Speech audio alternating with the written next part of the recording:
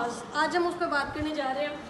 सबसे पहले हम बात करेंगे कि नमाज है क्या। इन पॉइंट्स को लिखने का मतलब ये होता है, जो स्लो लर्नर्स है ना, जिनको लर्निंग में प्रॉब्लम है, इन पॉइंट्स को एक एक दो दो तीन तीन करके याद करते हैं ना, तो लाइन एक मुकम्मल करने में उनके लिए प्रॉब्लम नहीं होती। लाइक मैंने यहाँ पे लिखा है दीन का सुकून, अगली लाइन मैंने लिखी मोमिन की मेराज, तो वो उसको कंप्लीट कहते हैं नमाज दिन का सुकून है और मोमिन की मेराज है। फिर मैंने पॉइंट लिखा आंखों की ठंडक, तो इसको इस तरह कंप्लीट करते हैं और रसूलुल्लाह ने फरमाया कि नमाज मेरी आंखों की ठंडक है। उसके बाद कुर्बे इलाही का ज़रिया, नमाज पढ़ने से कुर्बे इलाही हासिल होता है।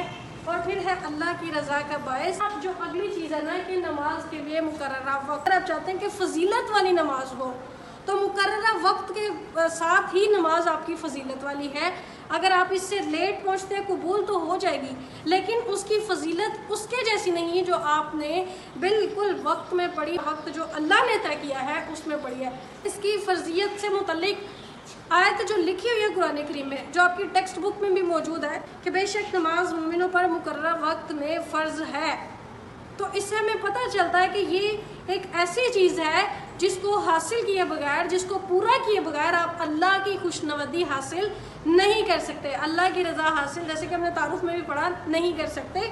ठीक है, और अल्लाह इस नमाज की वजह से ही इंसान के गुनाहों को माफ़ फरमा देता है, क्योंकि नमाज आपको बुराई से रोकती है। किस तरह रोकती है कि जब आप एक नमाज पढ़ते हैं ना, उस नमाज के पढ़ने के बाद दूसरी नमाज तक का जो टाइम है ना, अगर आपको जहन में ये होता ना कि आपने अभी नमाज पढ़ने जाना है, तो ये जो दरमियान वाला टाइम है ना, आप इस शर्म की वजह से गुनाह नहीं करते कि अगर हम अल्लाह के पास पेश होंगे, अभी हम थोड़ी देर में अल्लाह के पास जाएंगे, तो हम किस मुंह से जाएंगे। ठीक है, उसके बाद जी हदीस है रसूलुल्लाह सल्लल्लाहु अलैहि वसल्लम की कि जो नमाज है 5 नमाजों की मिसाल नहर की तरह है। ठीक है, जिसका पानी साफ़ सुथरा और गहरा हो, जो तुम में से किसी के घर के सामने से गुजरती हो और वो इसमें हर रोज़ 5 मरतबा गुस्ल करता हो, क्या तुम ख्याल करोगे कि उसके जिस्म पर कोई मैल बाकी रहेगा? तो सहाबा कराम ने अर्ज़ की कि नहीं या रसूलल्लाह, बाकी नहीं रहेगा। तो आप सल्लल्लाहु अलैहि वसल्लम ने फरमाया कि 5 नमाजें गुनाहों को इसी तरह ख़त्म करती हैं जैसे कि पानी में 5 दफ़ा गुस्ल करने से उस पानी ने इंसान के जिस्म से मैल को धो दिया। ठीक है, यहाँ पे हदीस पूरी हो गई। उसके बाद आप आगे 3 शराइत नमाज की, जगह पाक साफ़ हो, आपका जिस्म पाक साफ़ हो और आपका लिबास पाक साफ़ हो।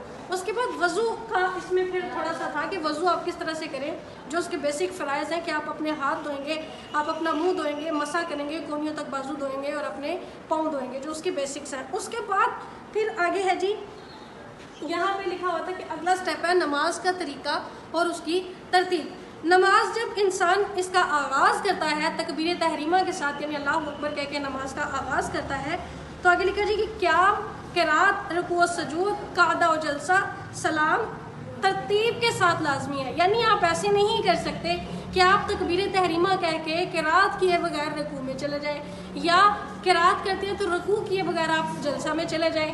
ये चीज़ें जो हैं, ये जो एक तरतीब इस्लाम ने लाजिम की है, जो आपके दीन ने आपको बताई है, इसके बगैर अगर आप नमाज पूरी करने जा रहे हैं तो आपकी नमाज मुकम्मल नहीं है।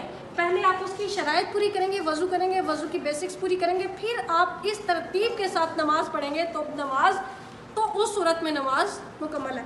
ठीक है, उसके बाद रसूलुल्लाह ने फरमाया कि हाँ जी, अगला पॉइंट उसके बाद आपके पास आता है कि बाजमात नमाज की फजीलत।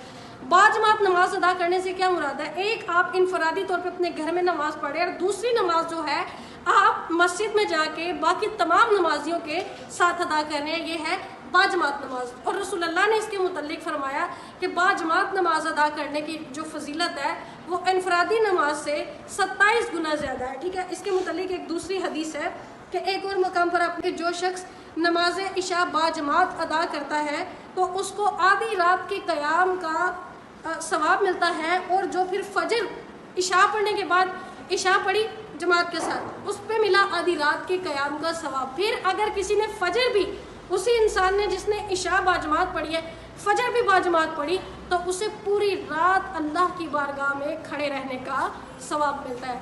ठीक है, यहाँ पे दूसरी हदीस भी पूरी। अब तीसरी हदीस जो यहाँ पे लिखी हुई है कि गोया नमाज एक अमानत है। ठीक है, इस अमानत को बर वक्त अदा करना ही बेहतरीन अमल है।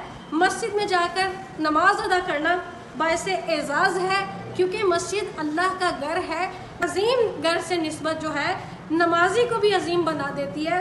حدیث مبارکہ میں ہے کہ اگر تم منافقوں کی طرح بغیر عذر کے اپنی نماز کو مسجد میں نہیں پڑھتے ہو اور مسجد کو چھوڑ کے اپنے گھروں میں نماز پڑھنے لگ گئے ہو تو تم اپنے نبی کی سنت کو چھوڑ بیٹھو گے, اور جو نبی کی سنت کو چھوڑے گا وہ گمراہ ہو جائے گا. ٹھیک ہے, یہاں تک ہو گیا یہ ٹاپک بھی کمپلیٹ. اب اس کے بعد ہم بات کرنے لگے ہیں کہ نماز تو آپ نے اللہ کے حکم سے قائم کر لی, اب اس کے آپ کی زندگی میں اثرات کیا آتے ہیں. تو سب سے پہلے ہے جی کہ آپ کو جسمانی فوائد حاصل ہوتے ہیں.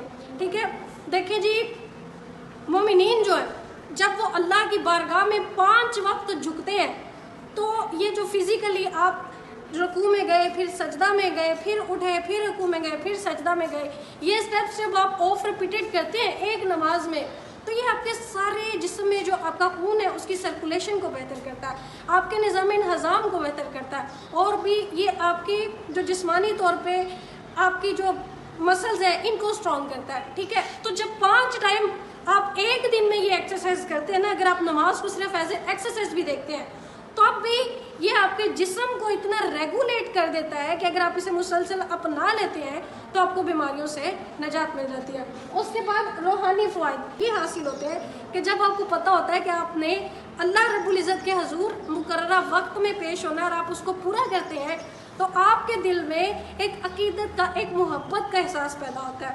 وہ عقیدت اور وہ محبت جو ہے نا جو آپ کو اللہ کی بارگاہ میں پیش ہونے پہ آپ کے دل میں آ رہی ہوتی ہے نا, وہ آپ کو گناہوں سے دور کر کے اللہ کے قریب کر لیتی ہے. ٹھیک ہے, اس کے بعد اگلا پوائنٹ آپ کے پاس کہ دوسروں کی تکلیف میں آپ ہمدرد ہو جاتے ہیں. کیسے کہ جب آپ باجماعت نماز پڑھتے ہوئے مسجد میں جاتے ہیں, ٹھیک ہے, جب آپ وہاں ہوتے ہیں تو وہاں لوگوں کی کوئی تکلیف ہوتی ہے, آپ ان کو سنتے ہیں, آپ ان سے اپنے ڈسکس کرتے ہیں اور آپ ان کے لیے ان کی تکلیف کا حل بتاتے ہیں اور خود کے لیے ساری تکلیف کو ان کے ساتھ بانٹتے ہیں, جس سے آپ کی تکلیف بھی کم ہوتی ہے اور ان کی تکلیف بھی کم ہو جاتی ہے. ٹھیک ہے, اس کے بعد محبت اور رواداری.